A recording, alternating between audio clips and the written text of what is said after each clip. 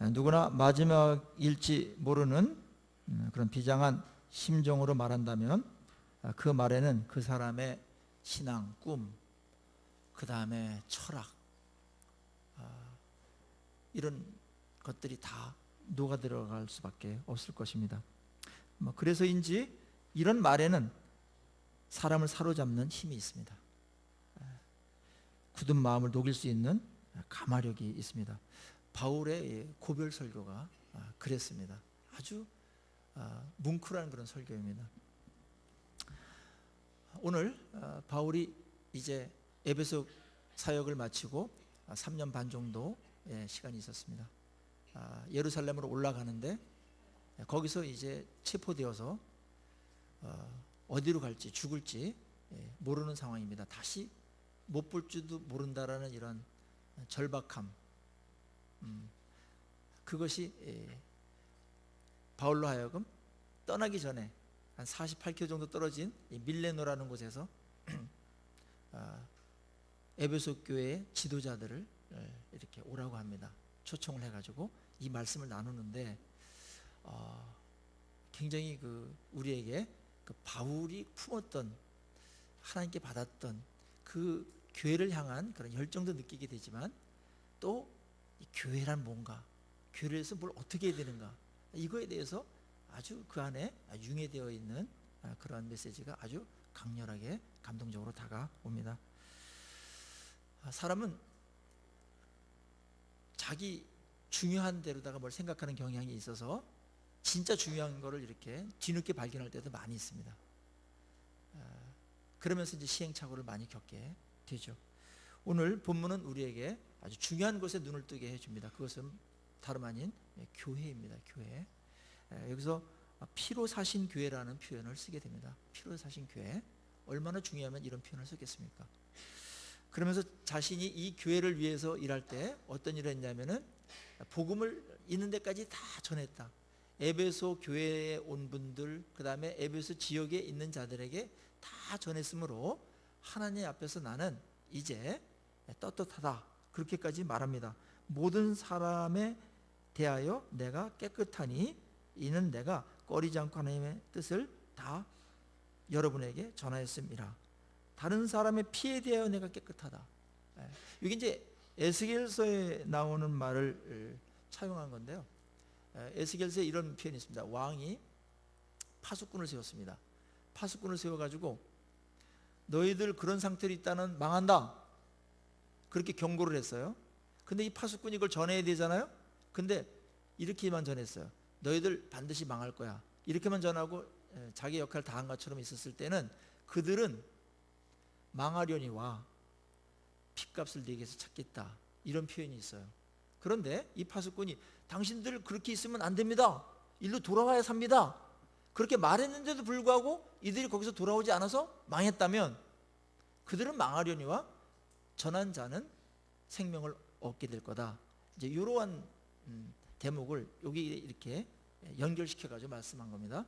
굉장히 마음에 조금 부담이 되는 말씀이고 좀 서늘해지는 말씀이기도 해요. 우리 주변에 복음을 몰라가지고 하나도 전해주지 않아가지고 몰라서 지옥 가는 사람이 있다면 거기에 대해서 책임을, 지옥에 같이 가겠다는 건 아니지만 책임을 묻겠다라는 겁니다.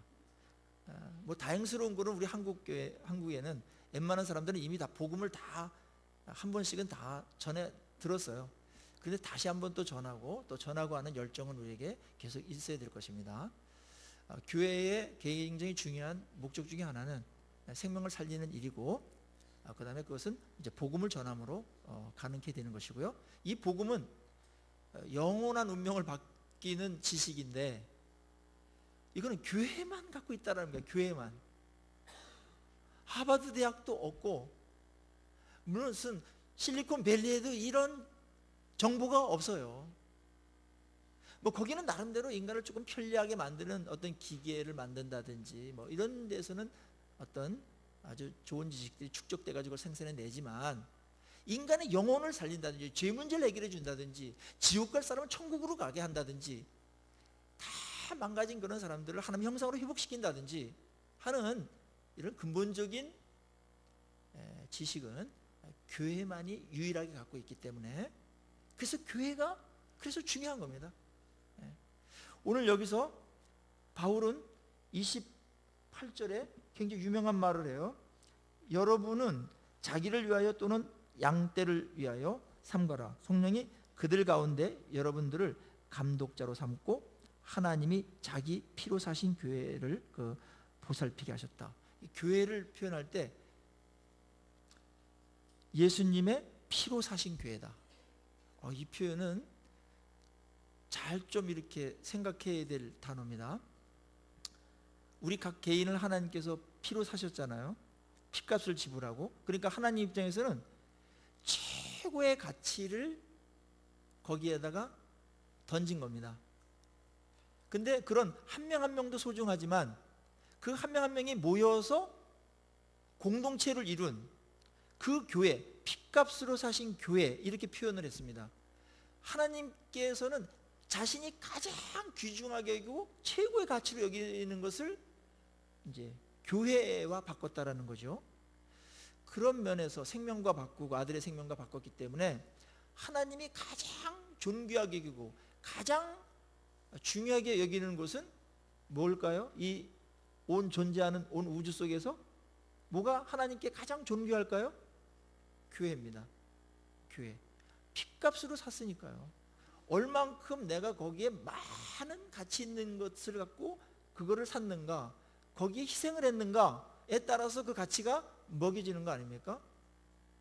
어떤 사람이 자기의 전 재산을 다 팔아가지고 보석을 하나 이렇게 샀다고 하면 그 보석은 얼마나 가치가 있을까요? 너무 소중하잖아요. 전 재산, 이때껏 모았던 적금 다 털어가지고 30년 연봉까지 그냥 다 이렇게 해가지고 이렇게 퇴직금까지 다 해서 샀다면 그거는 그만한 가치가 있듯이 하나님은 우리 교회를 말입니다. 자신의 독생자 아들인 핏값을 주고서 바꿨다, 샀다. 그러니 하나님의 그 사랑과 그 교회에 대한 소중함이 얼마나 대단하겠어요. 이거는 구약 때부터 계속해서 하나님의 시선은 온 우주의 편만에 있지만 언제나 하나님의 시선은 교회에 있었어요. 교회에. 우리 유치원 아이들 보면은 이 뿅아리복을 입어가지고 노란 옷이 다 똑같아요. 뭐 애들도 비슷하게 생겼는데, 근데 제가 이제 아들이 이제 그 놀이방에 다닐 때 뿅아리복을 입고 딱 나오는데 데리러 왔는데 딱 눈에 딱 띄더라고. 다른 애들 다 귀하겠지만 내 눈에는 시선이 거기를 다 보는 것 같지만 한 곳에 초점을 맞춰서 거기에 딱 보이고 있어요. 딱 보이고 여러 가지 막 얘네들만 시끄럽게 막 엄마 아빠 막 시끄러운데 무슨 말인지 방언 비슷하게 말하는데 아들의 목소리는 내가 구별하겠더라고. 이제 이렇듯이 하나님께서는 교회를 그렇게 관심 있게 보시고 소중하게 여기시고 그거보다 더 중요한 곳이 없음을 핏값으로 사신 교회, 이렇게 표현한 겁니다. 그리고 그 안에 있는 여러분들은 얼마나 존귀한 존재입니까? 핏값으로 사신 교회다.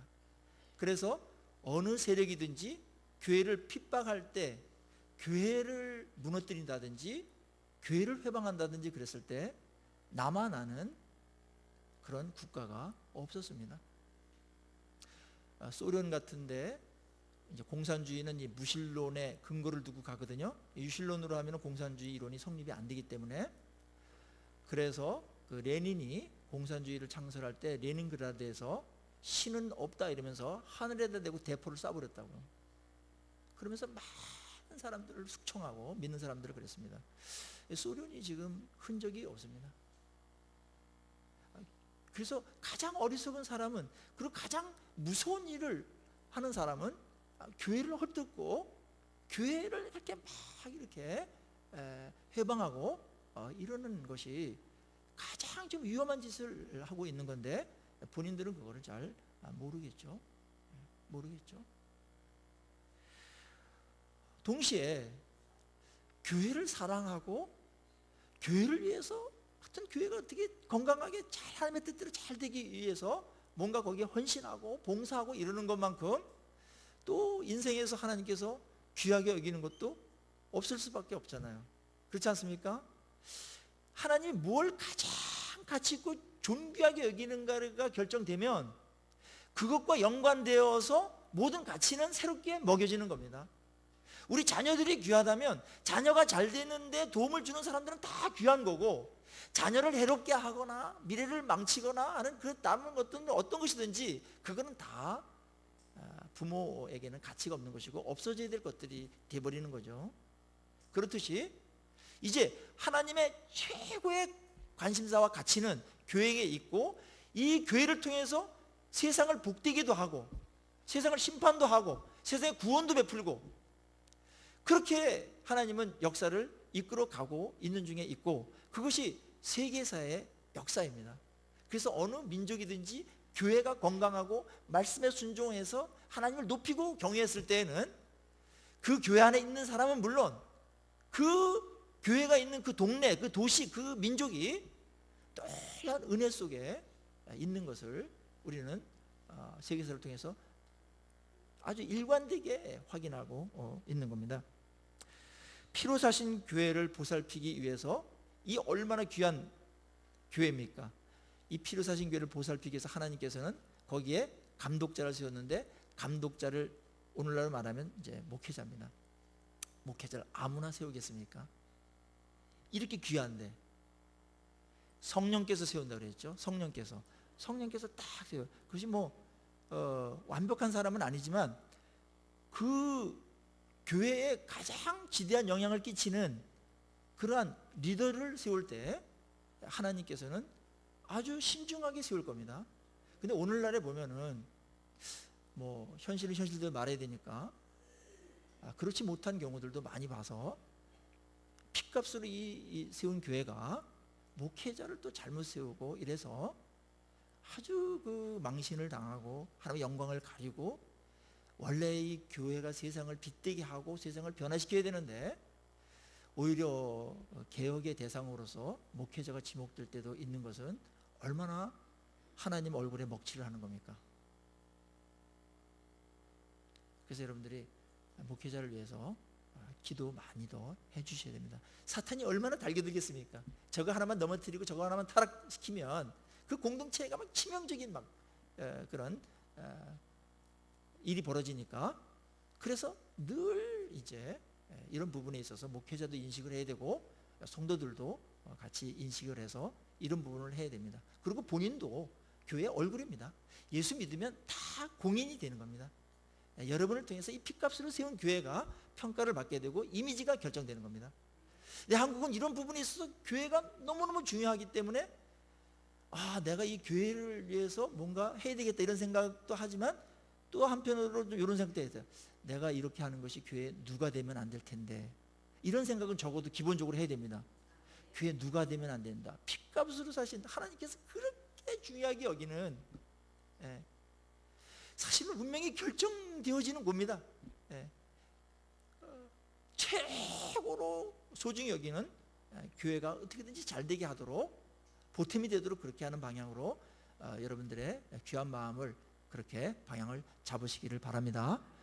그거는 인생에 있어서 하나님이 가장 소중한 게 소중한 거예요. 거기에 우리가 뭔가 그거랑 연결되어서 연관되어서 뭔가를 할 수 있다는 것은 우리의 인생이 그만큼 소중하고 가치 있고 존귀하게 된다는 겁니다. 이렇게 연결이 되시겠죠? 연결되시죠? 그래서 바울은 이 핏값으로 산 교회이기 때문에 이 교회가 어떻게든지 하나님 앞에서 원래 만든 그 목적대로 잘 세워가도록 그렇게 했습니다. 또 핏값으로 산 것은 그 존재 자체도 귀하지만 그 핏값으로 샀을 때 어마어마한 대가를 지불하고 교회를 세웠을 때에는 하나님께서 이 교회를 통해서 하신 일이 얼마나 엄청나고 대단한 일인가를 또 우리는 짐작할 수가 있잖아요. 괜히 그냥 이렇게 핏값으로 사주고 그냥 이렇게 쓸모없이 남겨두거나 그렇지는 않을 거 아닙니까? 교회를 통해서 하실 일이 어마어마하게 중요한데 우리가 상상하는 것 이상으로 중요한 일들이 교회 안에서 벌어지는 겁니다. 또 교회를 통해서 하나님께서 일을 하시는 겁니다. 이 핏값으로 산 교회가 이렇게 중요한 거를 말한 다음에 이 핏값으로 산 교회가 하나님께 이렇게 존귀하게 여기기 때문에 사탄도 가만히 있지 않을 거다, 이렇게 논리를 이어갑니다. 이야기를. 그게 29절이에요. 내가 떠난 후에 사나운 이리가 여러분에게 들어와서 그 양떼를 아끼지 아니하며. 일단은 사나운 이리가 들어와 가지고 이 피값으로 산 성도들을 막 해치고 빼앗아가고 이렇게 상처나게 하고 죽이게 하고 이런 일이 벌어질 거다. 바울은 이걸 알았어요. 왜냐하면 교회는 하나님께서 존귀하게 여기는 것만큼 사탄도 이 교회의 중요성을 알기 때문에 교회만 무너뜨리면 쉽다, 깨면 끝난다, 이런 걸 사탄이 모를 리가 없기 때문에 교회를 공격하게 되는데, 여기에 동원되는 자가 이제 일입니다. 일이. 근데 일이는 나는 일이다, 이름이 일이다 이렇게 명찰을 달고 다니지 않는 데서 이제 어려움이 있습니다. 일의를 잘 이렇게 분별해야 됩니다. 겉은 멀쩡하게 생겼는데 영혼을 이렇게 해야 하는 그런 자들이 있습니다. 뭐 그래도 명찰 비슷하게 달고 다니는 사람들이 누구냐면은 이단들입니다. 이단은 일입니다.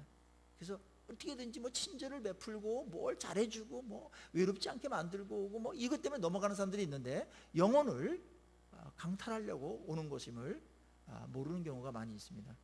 이단에 들어간 사람들의 많은 경우는 교회에서는 이렇게 살갑게 막 이렇게 안 해주는데 거기는 그냥 너무나 잘해주고 막 이래가지고 거기에 친절을 베풀면 이 선입견이나 뭡니까 이게 기준 같은 게 모호해지면서 글로 들어가서 거기서 하는 건 다 옳은 것으로 이렇게 마비가 되는 것들이 있거든요.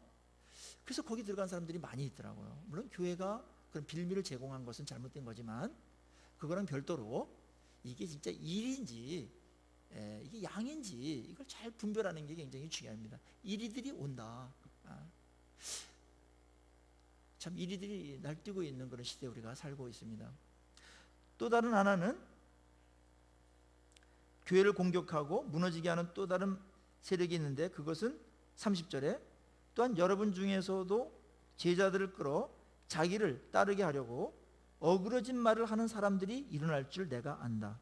그러니까는 사리사욕을 위해서 또 개인을 이렇게 추종하게 하기 위해서 자기 편을 만들기 위해서 어그러진 말, 이 복음과 성경하고 다른 말을 갖고서 사람들을 막 이렇게 설득하고 그거 갖고 가르치고 훈련하고 이런 사람들이 나타나게 되는데, 그것도 피값으로 산 교회를 무너뜨리고 병들게 하는 거다, 그렇게 말하는 겁니다. 이리는 굉장히 적극적입니다. 외형적으로도 그렇고. 근데 요거는 아주 숨어가지고 이렇게 나쁜 누룩처럼 해서 교회를 병들게 만든 겁니다. 그러니까 교회가, 이 존귀한 교회가 세워지는 것, 건강을 유지한다는 것은 이런 것들 때문에 쉽지 않은 거고, 수많은 교회가 좋기 시작했지만은 그래서 사탄에게 넘어간 교회도 있고, 그 다음에 바른 말씀으로 인해 가지고 세워지지 못하고 병들어가면서 시들시들한 교회들도 있게 된다는 거죠. 그럼 이거에 대한 대안이 뭡니까? 아주 굉장히 유명한 말씀을 하는데, 우리 31절 한번 보십시다. 31절, 32절 같이 한번 읽겠습니다. 시작. 그러므로 여러분이 일깨어 내가 3년이나 밤낮 쉬지 않고 눈물로 각 사람을 훈계하던 것을 기억하라. 지금 내가 여러분을 주와 및 그 은혜의 말씀에 부탁하노니 그 말씀이 여러분을 능히 든든히 세우사 거룩하게 하심을 입은 모든 자 가운데 기업이 있게 하시리라. 이게 이제 이리를 물리치고 어그러진 교훈으로부터 보호를 받는 그러한 적극적인 대안입니다. 하나는 이겁니다. 각 사람을 훈계하던 것 기억해라. 3년 동안 계속해서 가르쳤죠? 그때 조목조목 얘기할 수가 없었어요. 너무 시간이 없으니까. 유훈도 그렇잖아요. 내가 평소에 말하던 것 꼭 기억해서 지켜라, 이렇게 하지 장황하게 몇 시간 이렇게 할 수 없잖아요. 바울도 이런 상황에서 내가 너희들한테 3년 동안 눈물로 계속 가르쳤던 거 있지, 아주 간절하게 가르쳤던 거 있잖아, 그거 기억하면 된다.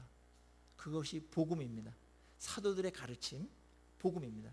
여기에 너희들이 근거해서 그 말씀의 기준을 삼고 그렇게 살아야 된다. 다른 거 새롭다고, 너희들한테 뭔가 좀 이렇게 호기심이 있다고, 뭔가 좀 인기가 있다고 그렇게 가면 안 되고, 때때로 좀 구태의연하게 들릴지 모르지만, 어떻게 보면 구닥다리 같이 들릴지 모르지만, 내가 3년 동안 계속해서 너희들한테 말했던 거 그거 지켜라. 그게 복음이고 그게 진리고 그게 기준이다. 그렇게 제시하고 있는 겁니다. 이 사도성은 교회 안에서 굉장히 중요합니다. 이제 사도성은 이제 끝났습니다. 또 다른 어떠한 성경을 더 계시를 통해 가서 하는 것은 이제는 끝났습니다. 그렇게 된다면 얼마나 혼란하겠습니까? 이 성경 한 권으로 하나님은 모든 말씀을 다 하실 수가 있고, 심지어는 각자가 다 정황이 다른데 모든 정황을, 인간이 겪을 수 있는, 경험할 수 있는 모든 정황을 다 이 성경 안에 담고서, 그 컨텍스트를 담고서 메시지를 얘기하고 있을 정도로 성경이 풍성하고 완전합니다. 그러니까 다른 데서 뭘 하려고 하는 것 자체가 지금 사도의 이 말을 어기는 거예요. 성경 안에서 다 해결할 수가 있습니다. 그리고 뭘 이렇게 지키려고 따르려고 했을 때 제가 늘 강조하지만 확실한 것부터 하세요. 뭐 새로운 거 아니 확실한 것도 10%도 못하면서 뭘 새로운 계시를 또 받으려고 합니까? 확실한 거 여러분들 500년 동안 지켜도 못해요. 그만큼 풍성하고 깊고 넓습니다. 그런데 이거는 다 뭐 이해하는 건 아니라 뭐 읽지도 못하면서 그냥 다른 것도 뭐 없나 이러고 쫓아다니는 것은 영적인 허영심입니다. 영적인 허세가 굉장히 위험하고, 그런 사람들이 대체로 이단과 이렇게 넘어갈 확률이 높고 사탄의 밥이 될 확률이 굉장히 높아요. 사울이 지금 이 바울이 떠나면서 얼마나 이 교회가 걱정되겠어요. 핏값으로 산 교회인데, 자기 모든 걸 다 생을 바쳐서 한 교회인데, 뭐 주님이 그렇게 하신 건데 얼마나 귀하겠어요? 그때 할 말이 얼마나 많겠어요. 이 안전과 이 교회가 계속해서 건강하게 세워져 가는 게 그게 소원이고 꿈일 겁니다. 바울의 말은 첫 번째가 내가 너희들한테 가르쳤던, 3년 동안 강의했던, 설교했던 그 말씀 기억하라. 그 말씀이 이 성경에 다 쓰여 있습니다. 너무나 명료하게 쓰여져 있고 풍성하게 쓰여져 있습니다. 말씀 이외에 다른 것들을 추구하려고 하지 마세요. 성경을 다 이해하고 한 뭐 1000독 정도 읽어서 이제 성경 뭐 볼 게 별로 없어 이러면은 모르겠지만, 그러기 전까지는 성경에 집중하셔야 됩니다. 뭐 그래도 성경은 계속해서 파고 나옵니다. 저는 그래도 성경을 굉장히 강조하는 이제 그런 삶을 살았다고 보는데, 성경이 얼마나 심오하냐면 이제 옛날에 설교한 게 있지 않습니까? 그거랑 지금 보면 또 본문이 너무나 새롭게 오고 엊그저께 했던 것도 또 다르고 그래요. 한 말씀이 얼마나 그게 인생의 또 실제적인 말씀이 되는지 모든 것에 이제 거기에 대답이 있는 겁니다. 그리고 또 다른 한 가지를 부탁하는데 32절이죠. 지금 내가 여러분을 누구께 부탁해요? 주와 및 그 은혜의 말씀에 부탁하노니 그 말씀이 여러분을 능히 든든히 세우사 거룩하게 하심을 입은 모든 자 가운데서 기업이 있게 하시리라. 요거는 암송하셨으면 좋겠어요. 그래서 지금서부터, 알았죠? 암송하시고 식사할 때 뭐 검사는 안 하겠지만 조금 치사해가지고 검사는 안 하겠습니다. 근데 지금 내가 여러분을 주와 및 그의 은혜의 말씀께 부탁한다 이랬습니다. 떠나는 마당에 지금 어려요. 아직도 3년인데 어린데 뭐한테 부탁할까요? 예수님께 부탁하고 말씀께 부탁했다고 그랬습니다. 이 부분은 잘 우리가 아주 중요하게 생각해야 되는 부분인데, 교회 운명이 결정되어 있잖아요. 핏값으로 산 존귀한 교회잖아요. 허물어지면 안 됩니다. 얼마나 귀한 일입니까? 그런데 어디에 부탁할 게 있어야 되잖아요. 그게 뭐냐면 주님께 부탁하고 그의 말씀께 부탁한다 그랬습니다. 말씀께 부탁했다. 그가 그 말씀이 너희를 든든히 세울 것이다 그렇게 말했습니다. 자, 요거는 이렇게 한번 조금 넓혀 봅시다. 에베소 교회가 어떻게 시작했는지 기억나시나요? 12명이 성령 세례를 받았어요. 그래가지고 성령이 충만함이 이루어져 가지고 이 교회가 세워진 건데, 이제 3년이 지난 다음에 바울은 성령으로 시작했지만 성령을 뭐 외면하는 건 아니지만 지금 요 말씀을 본다면 너희들 성령의 은사에 내가 부탁하노니 이렇게 떠나지 않았다라는 것이죠. 여기서 여러분의 기호나 성향성이나 이거에 여러분들이 흔들리거나 판단이 흐려지면 안 됩니다. 교회는 예수 그리스도와 그의 말씀께 의탁됐을 때 교회가 든든히 세워져 가는 줄로 믿습니다. 이 부분이 잘못되면 뭐 다 겉으로는 다 되는 것 같은데 병들게 되고 든든히 세워가기는커녕 무너지게 돼 있어요.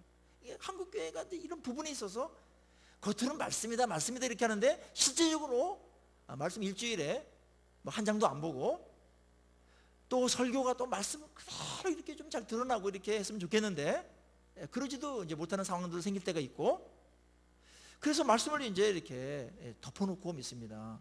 말씀을 이제 믿음으로 덮어놓고 믿는 건 잘하는 거지만 이렇게 덮어놓고 믿는 건 잘못한 거예요. 열어놓고 이렇게 읽으면서 이렇게 믿어야 되는데 덮어놓고 해가지고 훅딱 교인이 생기지 않았습니까? TV 그 모서리에다 놨는데 먼지가 딱 껴가지고 주일 아침 되면 이렇게 해가지고 훅딱 해가지고 이렇게 쳐가지고 오는 이제 훅딱 교인이 생기니 이게 말씀이 없으니 무너지게 되는 겁니다. 우리는 우리 마음속에 계속 진리 전쟁이 이루어지고 있는 거예요. 내 기준과 내 욕망과 세상적인 철학과 뭐 이런 가치관들 있잖아요. 그런 것이 내 마음을 차지하면 육적인 사람으로 살아가요. 근데 이 말씀이 그걸 밀고 들어와 가지고 내 마음을 장악하고 예수 그리스도가 진정한 통치자가 되죠. 예수님 뭘로 다스리세요? 말씀으로 다스리는 거예요. 그때 마음에 천국이 이루어지는 거예요. 다스림 속에 들어가는 겁니다. 개인이 그렇고 교회가 그런 줄로 믿습니다. 우리가 아무리 교회가 중요하다고 하더라도 하나님의 말씀에 의해서 다스림 받지 못한다면 그거는 하나님의 통치가 이루어지지 않는 것입니다. 이거는 그 어떤 것보다도 교회가 감당해야 될 가장 핵심적인 그러한 가치이며 역할입니다. 자, 그러면 두 가지가 온 거예요. 요약한다면, 지금까지 내용을 요약한다면, 자, 피값으로 산 존귀한 교회이기 때문에 교회만 갖고 있는 그런 복음을, 생명을 살리는 그거를 난 전했다. 그 교회가 해야 되는 것이고, 영원토록 주님 오시는 날까지 해야 되는 것이고, 상황과 관계없이 해야 됩니다. 그리고 또 다른 하나, 이 말씀으로 성도들, 교회에 있는 그 피값으로 산 성도들 계속해서 이 말씀을 공급함으로 인해 가지고 말씀으로 든든히 세워가게 해야 된다. 그 말씀이 우리를 지켜주게 됩니다. 이걸 여러분들 경험하시죠? 말씀의 은혜가 있을 때와 말씀의 은혜가 없을 때, 말씀이 날 다스릴 때와 다른 것이 날 다스릴 때, 말씀에 의해서 움직일 때와 다른 것에 의해서 움직일 때 여러분의 삶은 얼마나 다릅니까? 교회라고 해서 다 말씀에 의해서 세워지는 것 아닙니다. 교회 오래 다녔다고 보장되지 않습니다. 그것은 축복일지 모르겠지만 말씀이 있느냐 없느냐에 따라서 그의 내용은 너무나 달라지게 되는 겁니다. 사탄은 그러면 어떻게 하겠어요? 교회를 든든히 세워가지 못하게 또 하겠죠? 사탄은 그럼 어떻게 하겠어요? 여러분이 한번 역할놀이 해보세요. 예? 사탄이라면 어떻게 하겠습니까? 바보가 아닌 이상 말씀으로 세워가지 못하도록 하는 그러한 전략을 세우겠죠. 예를 들자면 행사 위주로 간다든지, 말씀 제껴놓고 다른 걸 대체적으로 세워져 가는 것처럼 그렇게 한다든지, 이런 부분들을 사탄이 시도하지 않겠어요? 어느 선교단체 갔더니 행사를 굉장히 많이 하는 선교단체, 유명한 단체이기 때문에 제가 말은 못해요. 거기서 저를 강사를 불러서 갔는데 거기 간사님들이 막 수백 명 왔어요. 네, 목사님 강의 끝난 다음에 저희들은 너무 행사를 하냐고 설교할 준비할 시간이 별로 없습니다. 이런 일을 하면서 제가 마음이 막 무너지는 줄 알았습니다. 그럼 젊은이들은 그럼 무슨 말을 듣는 건가? 이 간사한테 무슨 말을 듣는 건가? 네. 겉으로는 막 으쌰으쌰하고 뭐 되는 것 같은데 딱 들어가 보면은 말씀이 없어요. 그거는 세워지는 게 아닙니다. 이 골다공증처럼 서서히 비다가 어느 순간에 탁 부러져 버리는 겁니다. 이 영적인 골다공증 현상이 어떻게 치료할 수 있을까요? 말씀을 묵상함으로 계속해서 채워야 됩니다.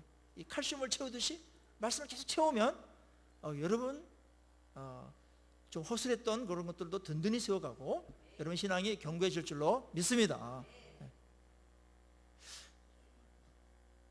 제가 어느 그 목사님 아들인데 골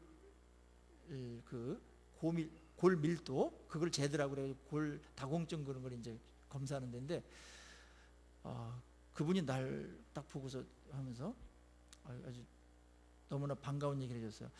목사님은 골 그 밀도가 높으셔가지고 100세까지는 골다공증이 안 생길 것 같습니다. 그래서 100세까지 살아야 되나 막 아까워가지고 그런 생각이 들었습니다. 여러분 말씀으로 채울 때 여러분의 신앙이 견고히 서서 여기 뭐예요? 어디까지요? 기업이 있는 그날, 이 종말론적인 마지막 날까지 기업을 받을 때까지 그렇게 든든히 세워가는 우리 모두가 되기를 주의 이름으로 축복합니다. 이 말씀의 존귀함, 말씀의 가치 생각보다 인식이 없어요. 바울의 이러한 아주 애끓는 그냥 마음속 깊은 곳에서 이제 언제 볼지 모르는 가장 사랑했던 그 교회, 거기에게 유언으로 던지는 이 말씀이 너희들을 든든히 세워가도록 말씀이 너희들을 부탁한다. 이 피를 토하는 이 절규와 같은 이 바람을 말입니다. 우리 교회가 가슴으로 안고 그 다음에 실제적으로 받아들이기를 주의 이름으로 축복합니다. 일로 돌아오는 길밖에 없습니다. 건강한 우리 교회를 꿈꾸지 않습니까? 말씀으로 건강해지는 겁니다. 그럴 때 또 성령께서 우리 생기를 불어넣으시고 또 능력도 주시고 그런 말씀으로 역사해 가시는 줄로 믿습니다. 영국 교회가 거의 다 무너졌습니다. 뭐 1%니 2%니 이런 말을 합니다. 뭐 90% 넘는 교회가 말입니다. 그렇게 선교사를 많이 보냈던 교회가 그렇게 무너질 줄 누가 알았겠습니까? 근데 그 원인이 존 스토트 목사님이 한국에 오셨을 때 사랑의 교회에서 목회자를 쫙 이제 뭐 한국에 내놓으란 분들 다 왔죠. 다 존경하니까 질문했어요. 왜 영국 교회, 유럽 교회가 그렇게 흥왕했던데 그렇게 무너졌으면 원인이 뭡니까? 최고 큰 원인은 뭡니까? 그랬을 때 그분은 계몽주의라고 뽑았습니다. 계몽주의는 뭐냐면 이성이 성경을 이렇게 판단하는 겁니다. 그러니까는 절대적인 거 발려내고 뭐 이렇게 그다음에 뭐 이게 신비적인 거 발려내고 막 이성이 그러면서 사람이 성경을 떠나기 시작한 거죠. 이성을 의지하고 성경을 떠나면서 골다공증에 걸리다가 부러져 버린 겁니다. 근데 영국에 아직도 이 젊은이들이 모이고 그런 부흥하는 교회가 있는데 올 소울 처치라고 그 존 스토트 목사님이 심우했던 그런 교회입니다. 거기에는 아직도 이 말씀이 아주 강력하게 강해되어지고 그다음에 소그룹을 통해서도 이 말씀 이렇게 공부가 이루어지고 그다음에 개인 어떤 경건의 생활 이런 것들을 하고 말씀을 가까이 하니까 다른 데 다 무너졌는데도 불구하고 여기는 부흥이 일어나고 있는 겁니다. 그거는 놀라운 증거입니다. 든든히 무엇으로 세워갈 것인가.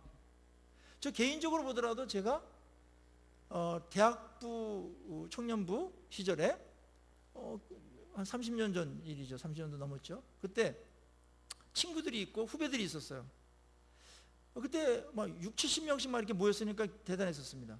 근데 그때 몇 종류로 나눌 수 있는데 교회가 그냥 교제가 좋아가서 온 사람이 있고 그 다음에 찬양이나 뭐 이게 좋아 온 사람이 있고 그냥 사람들이 좋으니까 오고 뭐 이렇게 또 외로우니까 오고 이런 사람들이 있었어요. 뭐 시작은 그렇게 할 수 있겠죠. 근데 말씀이 좋아가지고 막 했던 사람들이 있어요. 말씀에 사로잡혀서 했던 몇몇 친구들이 있었는데 이 친구들하고 그냥 옛날에 교제 때문에 좋아서 이렇게 왔던 친구들하고 지금 딱 보면은 얘네들 교제 좋아가지고 그냥 그럭저럭 지내던 애들 어디 갔는지 없고 이 말씀 위주로 살았던 친구들이나 후배들은 지금 뭔가를 하고 있어요.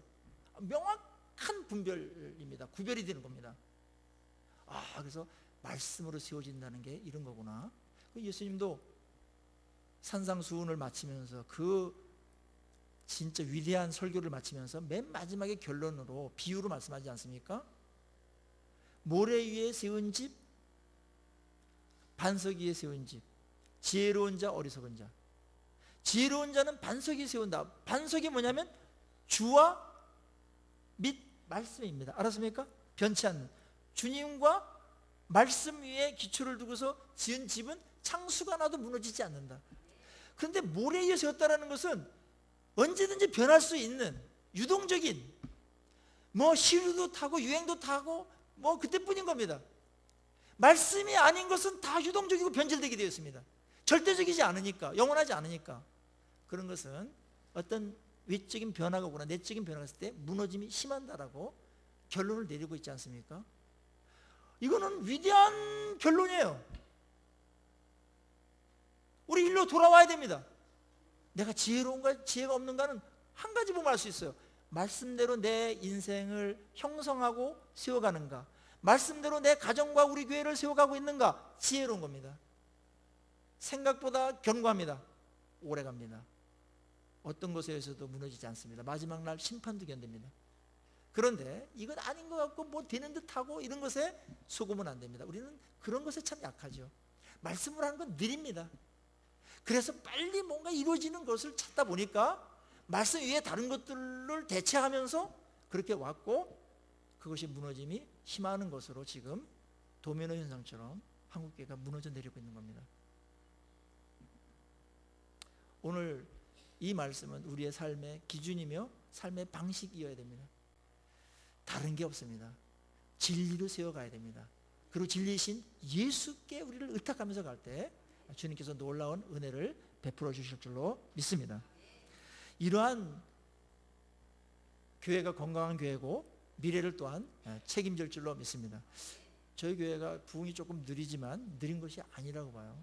어저께 우리 청년들하고 몇몇이서 밤 11시까지 설교 준비하고 있는 나를 유혹해가지고 끌어내서 한참 또 얘기를 했는데, 청년부에서도 말씀에 이런 것들이 이제 또 좋아지고 있고 뭐 그런 얘기를 하면서, 이 말씀이 들어가면 사람들이 꿈꾸는 되는구나, 그런 생각을, 그 변화가 일어나는 이런 생각을 했습니다. 제가 중국 사역도 그렇고 10년 동안 해보니까 한 말씀을 경고했는데 다른 신학교들 거의 다 무너졌습니다. 중국은 돈으로 하고 막 거의 다 무너졌어요. 그래가지고 아무나 붙들어가지고 사람 채워야 되니까 그냥 소 키우는 사람도 끌어오고 막 이래가지고 신학교에 이 감독자들을 세우려고 하니, 물론 그런 사람들을 제가 폄하하는 거 아닙니다. 은사가 있고 진짜 교회가 어떤 곳인가를 한다면 최고로 준비된 그런 사람들을 또 세우는 것도 우리가 해야 될 일인데, 중국교회는 그런 면에서 위기를 맞고 있는데, 이 교회만큼은 말씀을 하다 보니까 20명을 한 10년 동안 했는데 한 20-30권 성경을 띄고, 그러다 보니까 이분들이 너무나 아주 훌륭한 사람이 돼서 100명, 200명씩 모이는 교회가 10개 이상씩 막 생기고 일어나는, 시작에 불과한 건데요. 이번 이제 8월에 또 갑니다. 예. 제가 이제 TBC 신회가 옛날에 있다가 없다가 뭐 이렇게 흐지부지하고 뭐 이렇게 조금 친교 모임 정도로밖에 되지 않았어요. 내가 보니까 너무나 안타까워서 거기는 이제 이혁동 이제 장로님하고 지난번에 강의 오셨던 분하고 몇 분하고 만나서 이렇게 하면 안 된다, 말씀으로 세워가자. 그러니까 이분들이 막 그 중심이 있는 분들이니까 그렇게 해봅시다. 이래가지고 올해부터 제가 이제 TBC 이제 말씀 모임 인도하거든요. 근데 놀라운 은혜들이 주어지고 이곳저곳에서 막 믿는 사람들, 믿지 않았던 사람들도 들어오게 되고 이러면서 작은 모임이지만 역동적인 모임으로 세워져 가는 것을 보게 됩니다. 말씀으로 안 되는 것은 안 되는 겁니다.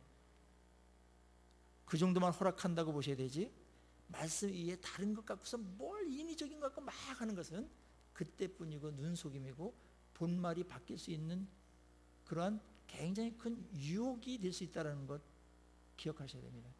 물론 말씀으로 해 나가면서 거기에 좋은 프로그램을 얹는 것은 그것은 지혜이고 좋은 전략이에요. 그거 하지 말라는 얘기가 아니에요. 단 중요한 것은 언제나 말씀이 줄을 이루고 가야 된다. 바탕을 이루고 가야 되고, 그 말씀이 우리를 지키도록 하는 그런 페이스를 가면서 다른 것들도 거기에 얹을 때 꽃이 필 줄로 믿습니다.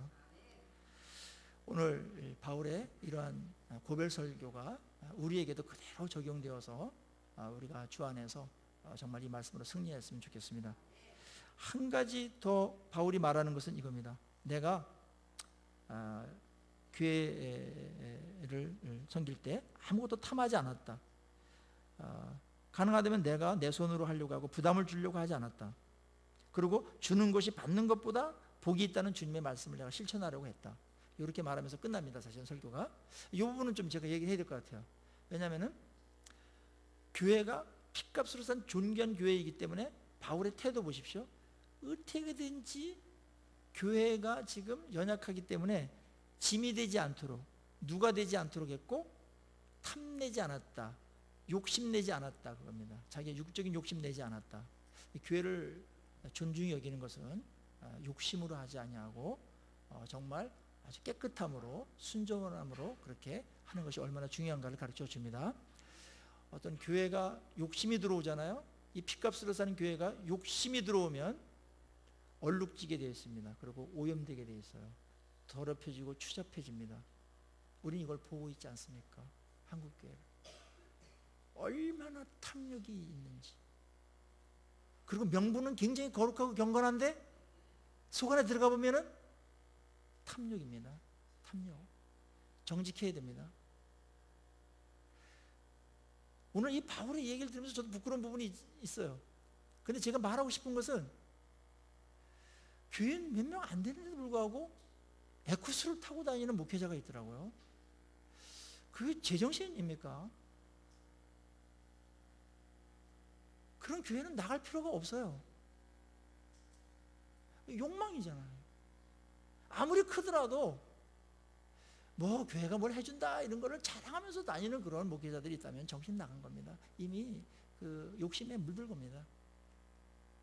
이런 승려들이 막 뭐 이렇게 BMW 타고 다니는 거 보면은 다 인상을 찌푸립니다. 동일하게 목회자가 그런 걸 하고 다닐 때 세상 사람들이 보는 건 보며, 그 다음에 교회는 뭡니까?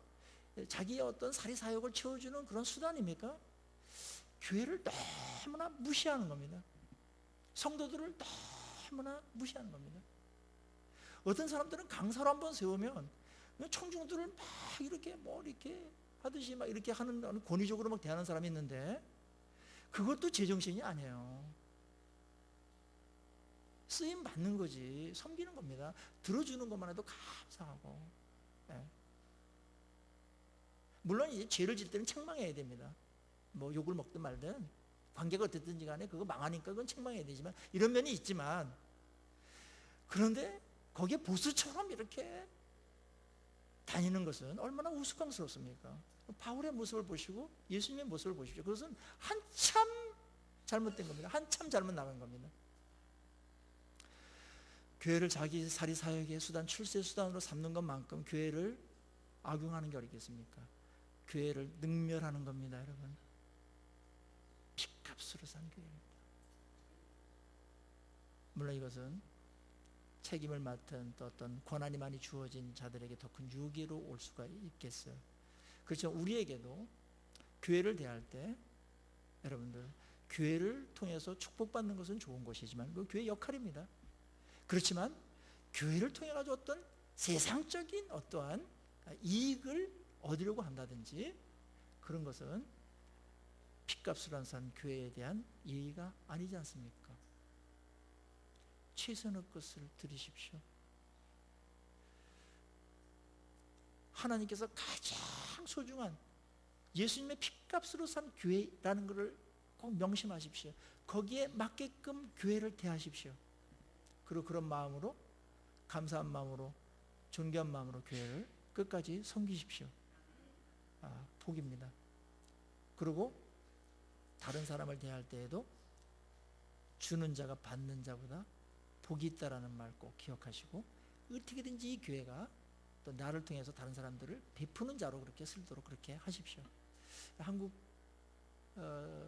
정말 이 외국에 도움을 받던 그런 지원 대상국에서 지원을 하는 나라로 바뀌지 않았습니까? 많은 선교국들을 세우고 있습니다. 저희 교회도 틈나는 대로 우리보다 더 어려운 교회들 있습니다. 그때든지 도와야 됩니다. 교단을 초월해서 도와야 됩니다. 이단이 아닌 이상 돕고, 그리고 어떻게든지 나 개인적으로도 어떻게 하면 저런 사람도 도와줄까, 이런 마음으로 사십시오. 그게 성도의 최소한의 품격입니다. 주는 것이 받는 것보다 복되도다. 줄 때 자유로워집니다. 줄 때 마음에 참된 만족이 있습니다. 주는 것이 복되다라는 주님의 말씀을 기억하면서 바울이 그렇게 일생을 살았듯이 우리도 뭘 받을까, 그 생각보다는 뭘 우리가 줄까, 어딜 가든지 누굴 만나든지, 알았죠? 어떤 상황에서든지 뭘 줄까? 이러한 관점을 갖고 사람들을 만나시고 대하시고, 또 우리 교회도 그렇게 주는 교회로서 더욱더 세워져 가기를 주의 이름으로 축원합니다. 같이 기도하시겠습니다.